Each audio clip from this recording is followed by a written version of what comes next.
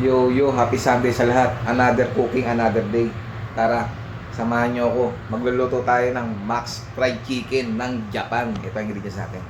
Isang buong manok, chicken cubes, paminta ng Japan, patis, laurel, bawang, sibuyas. Hintayin lang natin kumulo. Pakabisa nyo, isang buong manok, Max Fried Chicken ng Japan. Hatiin lang natin sa gitna para mapaupo. Nga mga min, okay na siya. Sa kumukulong tubig, ilagay ang manok. Ilagay natin yung mga spices natin mga min. Ilagay tayo ng paminta ng Japan.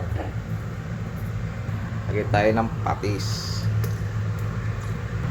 Siyempre, ilagay tayo ng chicken cubes ng Japan. Takpan natin at pakuluan ng 30 minutes. Game. Mga min, tapos na yung 30 minutes. Hanguin na natin. Sarap nyan mga min, no? Busan natin siya ng toyo mga min. Busan na siya natin ng toyo. Back to back mga min. Set aside natin at patuyuin. Kaya tayo ng mantika mga min. Deep fry. Nahati na siya mga min sa sobrang lambo. Grabe ba, grabe ba. Antayin lang natin siya mag-golden brown bago balik ka rin mga min. Para isang baliktaran lang tayo. Nag-golden brown na siya mga min. Balik ka rin na natin.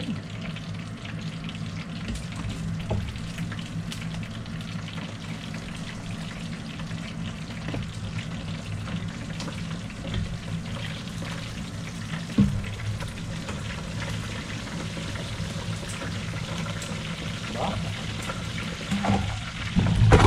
Laki tayo mga min. Max Fried Chicken ng Japan mga min. Luto na oh. Kalami. Tikman na natin yan.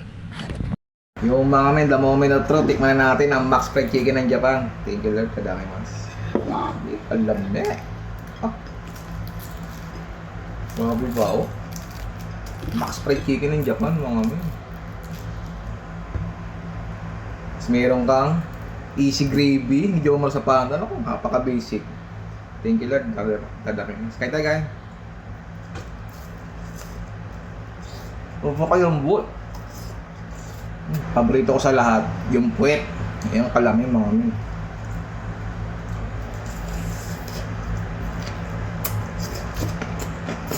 Napakalami.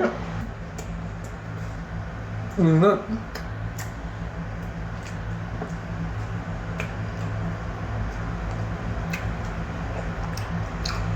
Sa mga nakakain na sa Max, sundan dito ang mga ginawa ko. Promise. Apaka-sarap.